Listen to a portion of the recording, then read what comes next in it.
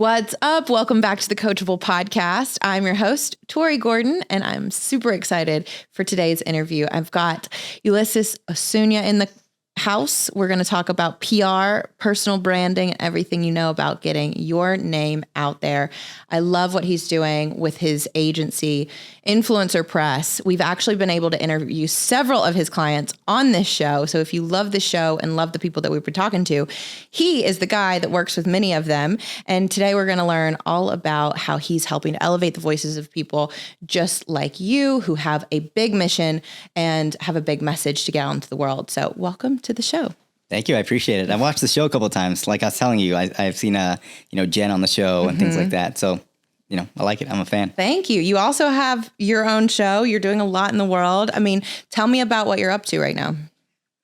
Right now it's, very similar to like the same thing that I've done in the past 7 years. And I think that's actually been beneficial to me. Yeah. As like being consistent throughout that time period. Cause I've seen a lot of people come and go primarily because they try to do too many things at once or they do something and then, it doesn't work out or, and then they kind of change course. So I'm very blessed that I've been able to work with a lot of like good people. And when you're doing something for 7 years, you just naturally progress, like it's kind of very hard to do something for a long time and get worse. Yeah. So it's true. Yeah. So it's been good. I've been able to meet a lot of people. They're my friends now, which is amazing. I chose a good industry. Yeah. At first, I really liked being, under the lights and speaking on stage and things like that. I don't think I care too much for that now.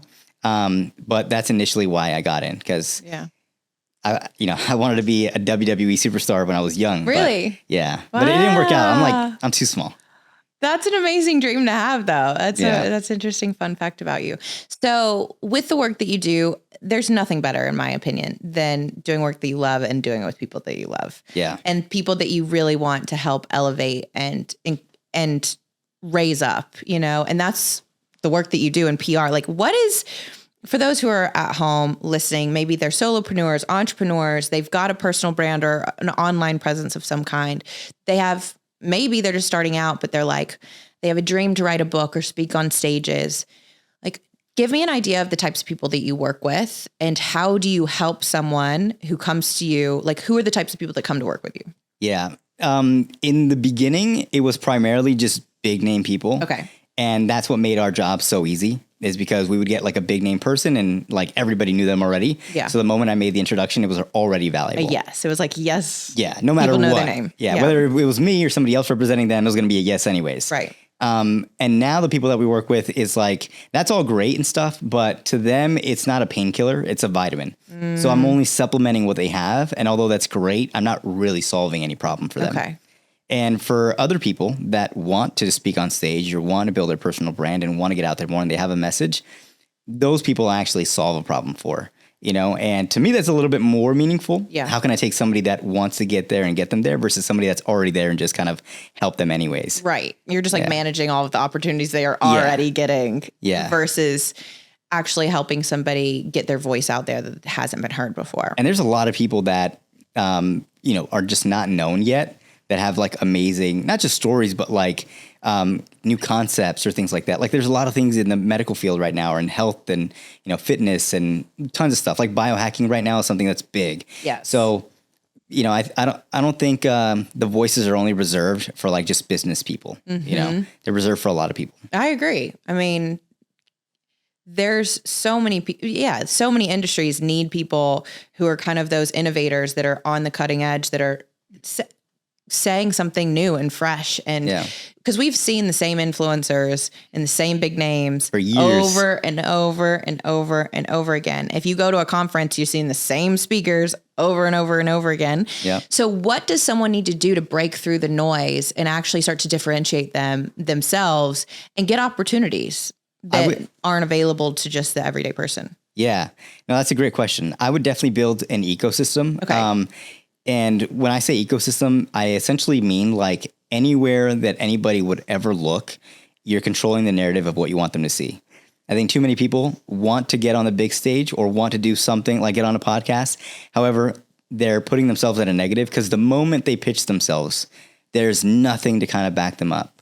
So they're really kind of shooting themselves in the leg. They're not going to get an opportunity that they really want or really need. because they're not positioning themselves correctly in the way to win. You know, so I would say if you're starting out and you want to kind of build your personal brand and do a lot of this stuff, is think of every single way that somebody's going to take a look at you, your business, you know, research, all that stuff.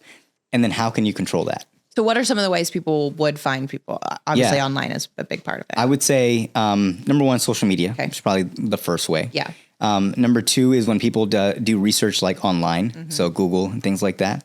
Number three is when people, you know, kind of like get introductions or like ask people about you. You also want to, you know, do that. And then number four is when people go through your stuff. And this is where a lot of people kind of miss, is like PR is not just external, where it's not just like, you know, marketing. It's also internal. Like a lot of the credibility stuff can be integrated when somebody comes into your program or your coaching or whatever it is. So that way they can actually be reinforced about, you know, your program or your testimonials or things like that. So it's like a cycle, and it doesn't just start and end with marketing. It's not just awareness. It's a lot more than that. Yeah. Yeah. I think people think of the visual that just came to me is branches on a tree, right? Yeah. They don't see the root system underneath. That's true. You know, which is holding up that tree. And the branches on the tree are like your social media and your website and the, you know, what people are saying about you and what articles that you're featured in, or your TV, if you're on TV, whatever it is. But like, they don't see all the things that are actually supporting that to be able to make it a reality. Yeah. Yeah. And I think that's so important because many people want all the branches on the tree, but they don't want to grow the root system to support it, which is understanding who they are, what they offer, what their value is, how they're different from everybody else, you know, because there's so many people that are saying the same thing online over and over and over again. And it's just cookie cutter. They're trying to replicate what everybody else is doing. They look like everybody else and they're not standing out. Do you have any recommendations for people to actually differentiate themselves online and as they're trying to get more eyeballs on them? Because it feels like for me, when I get on social media, it's like, I've seen this before. You know what I mean? And it's boring and I want something new and fresh. No, that's so true. And I think everybody feels like that right now. Yeah. And, you know, you touched on something really big, like positioning is so incredibly important. And what people are not doing is going 5 levels deep. Yes. What people are currently doing is only surface level stuff, just because the surface level stuff has worked for I don't know how long. Get the blue check marked, you know, have nice photos, all that stuff. It's all about the way it's perceived. Exactly. Yeah. But that doesn't move people. That just gets them interested. Yes. You know, the 5 levels deep is what gets people to move. Talk to me more about that.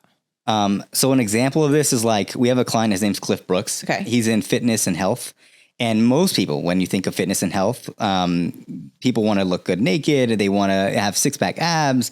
Like they want to look good for dates. And although that's great, and you're going to get a lot of people that are interested in that, his story is a little different. So he had a father that passed away really young because of health implications, because he didn't take care of himself. And because of that, now Cliff is helping people so that way they can stay, you know, as long as possible on this earth for their family. Yeah.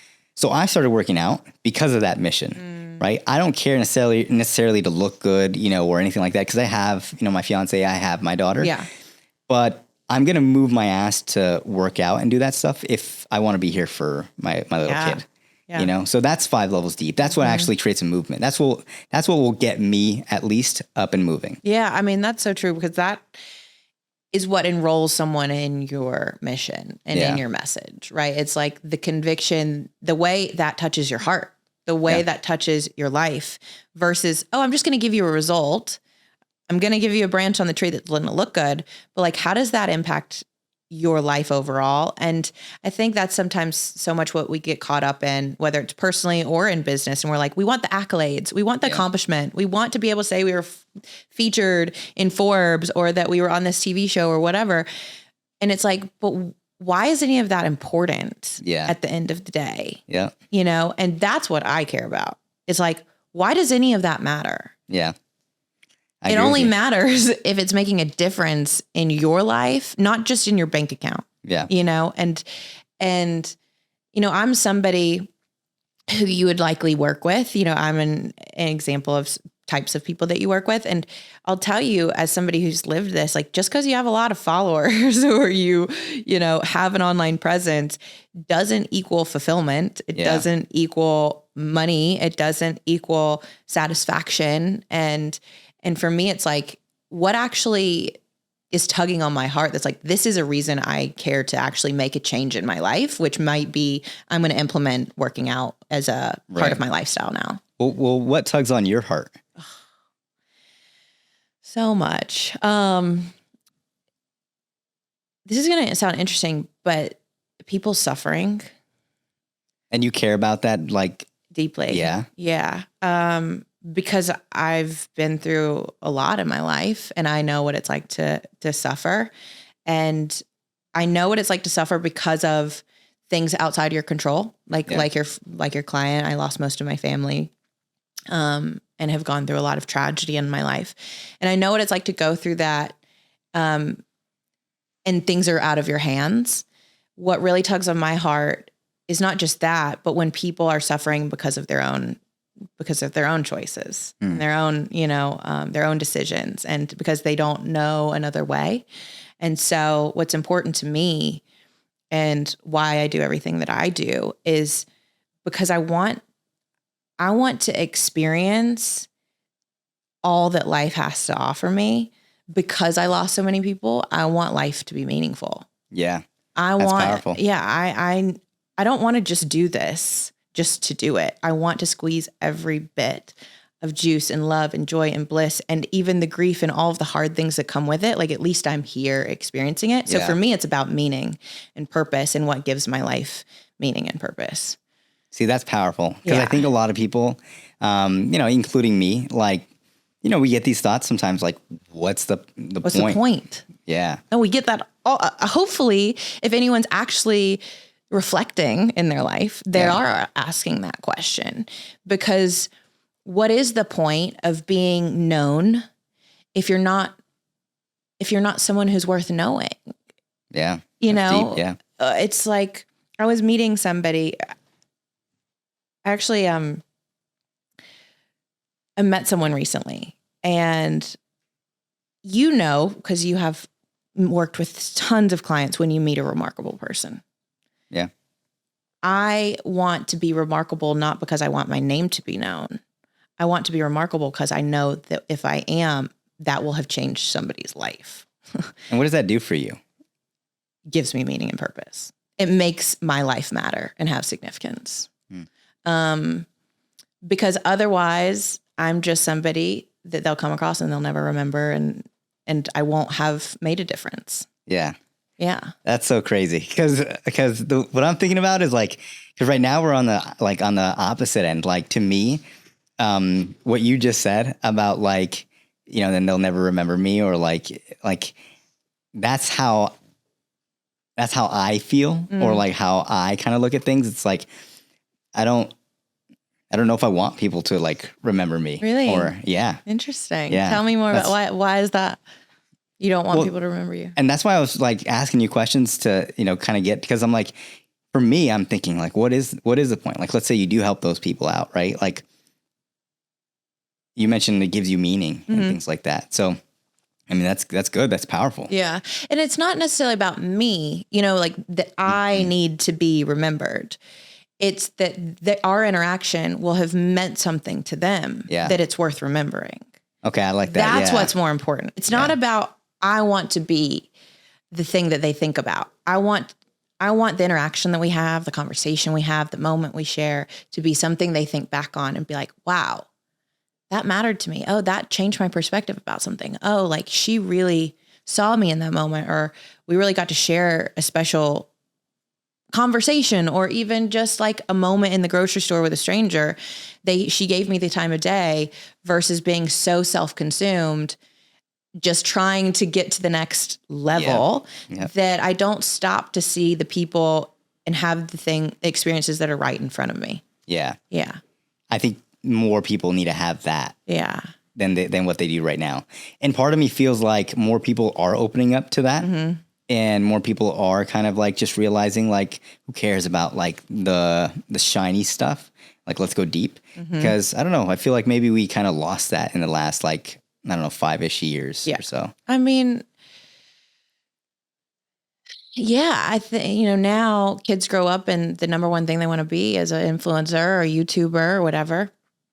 And that's great, right? Like, I'm so grateful to social media and online, the ability to connect with people all over the world by putting a camera up and talking and putting it online. It's remarkable that we have that technology and that ability. But if it's not connected to something deeper, then again, I think people get to the height of this mountaintop and they're like, I thought my happiness or my fulfillment or my whatever was going to be up there. And you see so many celebrities who get to the top and they're depressed and suicidal and addicted and numb and all of the things. So to me, that's not the indicator of success. Yeah. We have to relook at that. And so I'm curious, like for you, as your business is helping to elevate people, how important is it when you guys represent people that they've got that like deeper why? So important because that's what's going to move them forward to actually do anything really. Yeah. When we have somebody like you, right, they are mission based, they want to create a movement, they have, things that they need to get out into the world. I mean, it's so easy, right? Because the moment I get them on TV or the moment they do the work, they show up. Yeah. Well, there's like a magnetism to people who have that level of like conviction within themselves and they know who they are and they know why they're here. Yeah. Because it's rare to, it's not the common thing. And I know immediately when I talk to somebody who's connected to a deeper level of purpose in their life. Yeah. Versus somebody who's still trying to figure that out. And that's okay. I had to go through a lot and I was lost for a really long time to get to where I am. So there's no judgment on it, but I'm always trying to encourage myself to stay in alignment with what is true for me and why do I do what I do. But also the people in my life is like, let's stop and like consider, why is this so important? Mm-hmm. Why is it so important that you have X audience or make X amount of money? Because it would allow you to do what? Because the truth is we want what we want because of a feeling we think it's going to give us. Yeah. Yeah. So when people come to you, they're like, how can you help me get on stages and write a book and you do a TED talk and da, da, da, da, da. And for me, I'm on the other side of that coin with those people. It's like, yes, let's go. Let's put all the fuel on the fire. And also let's make sure you're not putting your happiness or your peace somewhere in the future in an outcome that you need to be happy. Yep. Because what happens, one, if you never get there, then are you never going to be happy? And two, like you're always going to be controlled. You're always going to be trying to control your life versus just being able to embrace what is in front of you. And so many people do that. Most people. Yes. It's very rare. It's very rare. But like, I think yes, I'm on a mission, but part of the mission in my own personal life is to just be present to what is right now. Because when I'm here in this moment with you, and this is what's most important versus the text on my phone, the emails, the people that are trying to get my attention, all the things I could be doing or quote unquote should be doing. If I was meant to be in any other place, I would be there. Yeah. But I'm here.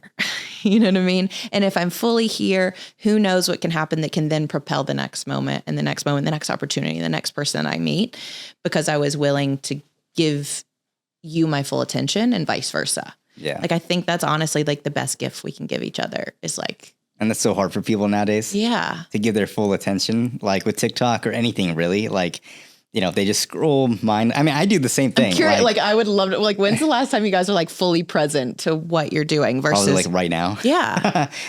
Yeah. I want to create more moments where I don't want to be anywhere else than right here. Yeah. Like, and life is made up of that. That is all it is.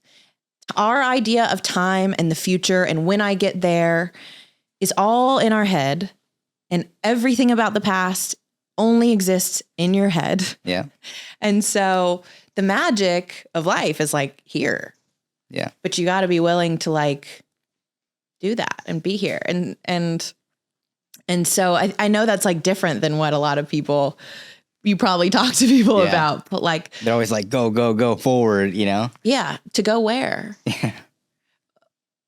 Goals are so important, but like, so that can do what, you know what I mean? And if we don't have intention behind it, then you're just going in any direction, you know?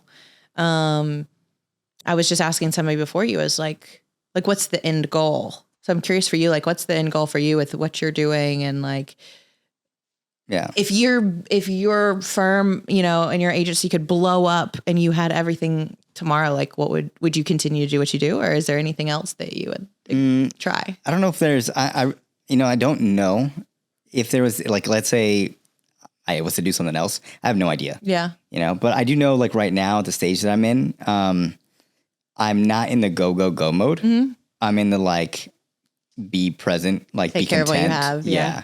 Because I think I've just found more peace in that. A lot of the go people, they're kind of like always at war. And because of that, they're just never at peace. Yes. And to me, that's not life. Yeah. Like, I'm big on what, you know, Alex, like Hormosia said, where he talks about when you die, like going to be very little people that actually remember you. Mm-hmm. And then, you know, in a year now or whatever, like they just won't remember. So that, you know, I just think about it like, if I'm going to be going to war every day of my life and then just die, like, what is that? What is that? Yeah. It's horrible. So I'd rather enjoy my life, be present, be happy with what I have, obviously continue to strive for more. Yes. Because if you don't, like, you're going to feel bad anyways. You're going to get bored. Yeah. So it's only natural to want to do that. Yes. But like, don't kill yourself trying to do that. Mm-hmm. I'm for that. I completely subscribe to that because I've been on both sides of it. You know, I've been where I am in such hustle, go, grind mode. And I've been kind of on the other side of that coin where I'm just kind of lethargic and I don't want to do anything and I'm not inspired or motivated. And I'm just kind of life's on the back burner, whatever, nothing matters, you know? And for me, it is like, I don't know if you'll ever have full balance of that. But for me, one of the things I learned from my hustle grind days and do is a couple things. One, I used to think that who I was defined by what I did. Yeah. I don't believe that anymore. Like, I think most people are taught that you are what you do. And if you do a lot, then you can have a lot, and that'll make you be someone special. And that's not my philosophy anymore. I've learned from that like, now what's important is who am I being first? Yeah. And then from that place, what do I choose to do? And then it's like be, do, have instead of do, have, be. I like that. And so when I focus on being present, being in the now, being, you know, kind to myself, being kind to the person in front of me, giving myself what I need, taking care of what's in front of me, being committed to and disciplined to the things that are important to me, living my values, then I make decisions and do and take action from a place of groundedness and centeredness within myself. And then that's what magnetizes all of the things to me. And I have more than I could ever imagine. And then I realized I just don't need as much as I thought I needed to be happy. No, me too. I don't need 5 houses. I can only live in one at a time. You know what I mean? Like, I can only be one place at one time, which it keeps coming back to like, be where you are, you know? So so you have a daughter and a family that you're taking. What have you learned from fatherhood? I'm curious. How old's your daughter? She is 1.5. Oh. She's going to be 2 in May. What is that teaching you? I think that's what kind of taught me that like the go stuff doesn't necessarily matter. Interesting. Too much, because she's probably, you know, when I talked to you earlier about life having meaning and stuff like that, and that, you know, she's probably one of the only things that like truly gives me like joy, you know, where the moment I look at her, it's like instant. So because of that, like it's compared to everything else, I mean, it doesn't come close. Yeah. You know, like the achievements, they feel good and they boost your ego, but your ego is not like your soul, you know, and it doesn't feed that. Yes. And being a father feeds that for me. I love that so much. I want people to have, whether they're become parent, I'm not a parent. I hope to become one day and have that experience. But regardless, I hope people find things that feed their soul. Yeah. Yeah. Because it's not, like you said, there's nothing like it. There's really nothing like it. And I'm grateful to be able to have found things in my life that deeply feed my soul. Because otherwise it's like, you're just living with this like dullness. Yeah. Like you're like a robot. Yeah. You do the same thing every day. Yeah. Every day. And nothing is that, like, you search for this high, whether it's through an accomplishment or a drink or whatever it is, to like have a moment of feeling something. Yeah. Just to come back and do it again tomorrow. Whereas like you can look at your daughter and feel something immediately. Yeah. And that's love. And that's, I think, what we're all here to experience and what we're all here to feel and to do and to remember. And I love that that's, obviously she's a teacher in your life and bringing you back to what's important, which is love. Yes. I can have like a shitty day and then, she's like so excited to see me and that never changes. Like she's so happy to see her dad. Isn't it interesting how like children, and my only equivalent to that is like my dog, which is not the same thing, but is like, she doesn't care how much money you made today. Yeah. She doesn't care how many people listen to your podcast today. She doesn't care. What she cares about is if you're with her, if you're looking her in the eye, if you're sitting on the ground playing with her, if you're excited about that thing she just, that new smirk or like that she's rolling around and trying something new. Like that's what's important to her. And I think if we were to like slow down more and pay attention to those things, we'd realize that so much that gets our energy and so much that we put our attention to and so much we try to make happen pale in comparison to the things that really matter. Yeah. Agreed. And it's the little stuff. It is. Like you said, you literally named like a ton of the stuff that like gives joy, like even, if she sees a dog somewhere, and she gets super excited, like, it's like nothing else matters but that dog. Right. And I think that's the simplicity. Like I want to continue to cultivate in my life, like not overcomplicate things, that there's a lot to be grateful for right now, even if we're not where we want to be, you know. We're not where we used to be, and there's something, I think, with that, being able to find the beauty in the little things, find the joy in the little things. It is a matter of mentality and perspective. Yeah. Because if you constantly think it's going to be down the line when you meet that guy or when you get married or when you have kids, then I'll be able to enjoy my life. It's like, no. It's happening right now. Yeah. And if I were to just, I've said this on this show before, but you were talking about Alex Hormozy and, what happens when you die. I think about death all the time. All the time. I think everyone should have an intimate relationship with death because it's going to happen to all of us. Yeah. And if I knew right now I had 5 minutes to live, what would become important? Not how many people are listening to the show. Yep. Not how many followers I have, not how much money I have. It's the fact that I'm here with human beings who have hearts, that have people you care about. And you guys, this would become the most important thing. Yeah. This breath, this moment, taking in the sights and the sounds of being alive. And I want to live my life like that, more often than not. Yeah. Me too. Yeah. Turning it back quickly to business because we kind of gotten off course a little bit, but your firm and what you do for people is really an igniter and an accelerator for them to be able to do what they love. Hopefully all these people that you work with are doing what they love, and and you get to put fuel on the fire for them. If there are people listening that are like, hey, is PR what I need? Is that something that I should consider? What would you say to people if they're like, is this something I should look at as something I bring on in my business to help me with if they're starting out, and I mean like truly starting out, then I would say no. because the first thing that they need that would be beneficial to them is just more leads, so they need to figure out a way to, get more leads. So that way they can make more money and do that type of stuff. But PR for people can either be a vitamin or like a painkiller.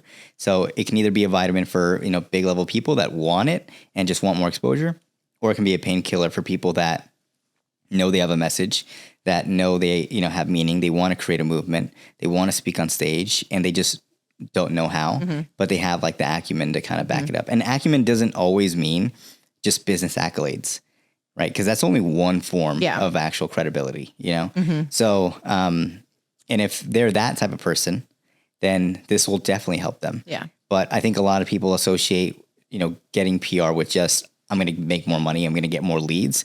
But that doesn't happen. So you need to have that aspect down at least because what's the point in having all these eyeballs on you if you don't have the back end to back it up it's like people want to come on the show, but they don't have a service or a product to offer. It's like, what's the point? Yeah. Because then you can't do it. What do you do with all the people who are now interested in what you just shared? Yeah, exactly. Yeah. Yeah.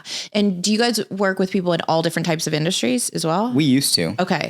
Who do you focus on? Right now, we focus more on like agency owners. Okay. So we've kind of moved away from, we still do it, rarely, but like we don't do much e-com anymore. We definitely don't do any crypto projects, or we don't do anything like that's outside of our domain. But, we have clients that work in AI. We have clients that like do Facebook ads. We have clients that are coaches, consultants, like those are more like of our realm. But stuff that I truly don't understand, like crypto. Yeah. I can't put in your lane. Yeah. Because if I was to help promote that and it's like they dump it or something happens, it's like, I kind of contributed to that, So ideally, I'd rather not. Does everybody who wants to speak on stages or be featured in, in magazines or online publications, do they need a PR agency or can they do that on their own? I would say the PR agency is only like a team to essentially speed things up. Got it. Because they can always do it themselves. Okay. What I think people are missing, though, is like they feel entitled to be on that show or that TV spot or that stage. And that's where they mess up because they have so many other people that they can, get to speak on that stage. Like you thinking you deserve to be on that stage just because you exited a company or did something amazing has no value. Sure. So what we do that's a little bit different is because we're a PR agency, like we're able to give the event or that stage like more publicity. We either give press for all the speakers or press for the event. So that way we can get our client to speak on that stage. So it's a win-win for everybody. Yeah. Right. If we were just trying to get our client on that stage and they did nothing in return for them, and they don't have the name already, then it's like, what's the chances of them saying yes? Right, because you're making an ask for somebody, and it's like, what do you also bring to the table? Yeah. So it's a good value exchange for everybody involved. It's a win for everybody. Yeah. And I do think there's a level of credibility that brings when you're like, I'm not just asking for you to do something for me. Here's what I'm willing and how I can support and serve you as the way that you kind of start that off versus being like, I've got people who've messaged me and they're like, can I come on your podcast? Like I have a powerful story. And I'm like, I love that for you. And like, I need more than that. No, 100%. And too many people come with just that.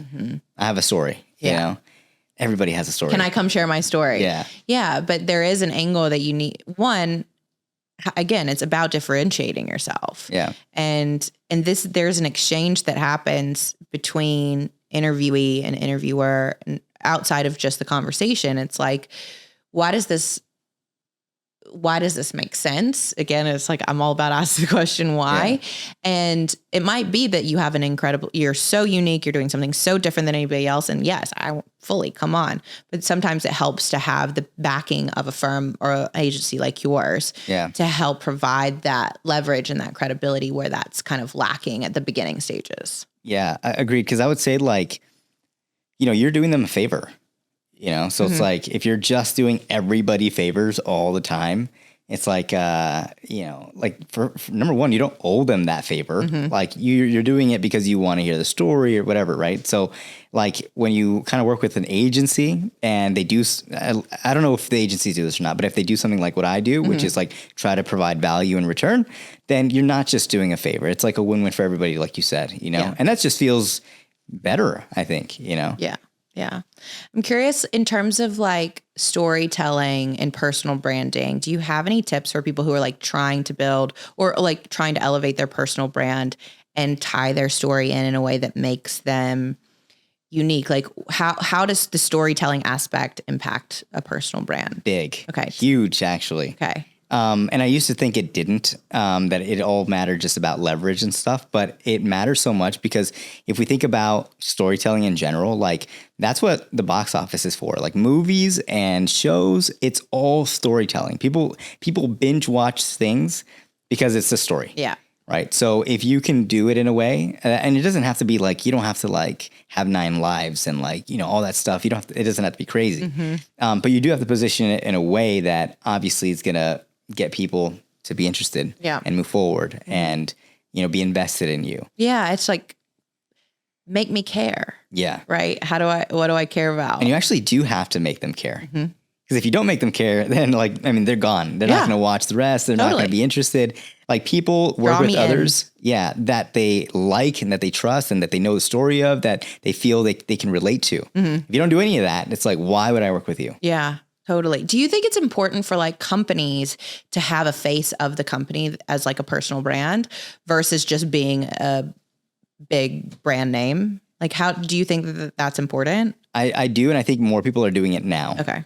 Because I actually saw a recent video again of Alex. He was saying like, what's going to take me to 100 million to $1 billion is like the brand, you know. So it does matter a lot. I agree. And I think depending on what you want to do, if you don't want to be a face and you just want to like grow the business, then just do that. But one of the easiest ways to grow the business is being a face. Yeah. Well, I mean, we know Steve Jobs. Yeah.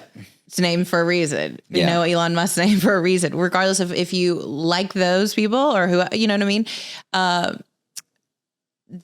We know their name and we know a story about them. And that's really important. And I think part of it too is like, we trust who we see and who we see frequently. So part of it is like getting your name out there and letting people see you on a consistent basis, because as a byproduct, people are going to, I trust the brands and the names of the brands that I see all the time. And that's why that's so important. Yeah. And that's just top of mind. Like if you're thinking about, I don't know, but like, let's say like McDonald's or whatever, like a lot of people think, oh, fast food, let's go to McDonald's. Right. And then other things like Taco Bell or things like that are like maybe second, third choice, but it's because it's always top of mind for you, you know? And the same thing with your brand. Like if somebody needs PR or things like that, I'm hoping we're top of mind. They're thinking of you. Yeah. Absolutely. I think it goes hand in hand with culture, because when I was in corporate, I used to talk about company culture a ton, and now I have my own business, and the culture that I create, not just in my business and on my podcast, but in my friend group, in my community, in my relationships, like there's a culture within that. And what I think of it is like, what a culture is what do people think of when they think of you? Yep. And I want to be known for certain things. And if, you know, for you, it's, I want to be the guy that they think of. If they need PR, I'm going to call Ulyses, you know? And it's like, yes, that's what you want to be known for. And that's how you know you're doing a really good job at what you're doing. Otherwise, if I'm like, oh, let me think of Mark, but I don't know what I would call Mark for, you know? What, I don't know what he does really, or like, you know, so that might be an indicator you need to tweak or clarify your message and what you're doing and your mission and the way you're sharing that with people online. Exactly. Yeah. Where can people find out more about you and stay connected with your show and what you're doing online, as well as your agency, if they're interested in possibly working with you? Yeah. So on social at Ulyses, or they can go to my website, influencerpress.com. Amazing. We'll put all of that in the show notes to make it really easy for you guys to stay connected. And I hope that you realize that your story is so important. It matters, and it can be the thing that can elevate you and differentiate you from everyone else, because literally you are the only you that exists. That is your superpower. So own it, own your story. And if you need to have fuel on your fire to share that story, you might want to reach out to Ulyses and what they're doing. So we'll see you next week on the Coachable Podcast. Love you guys.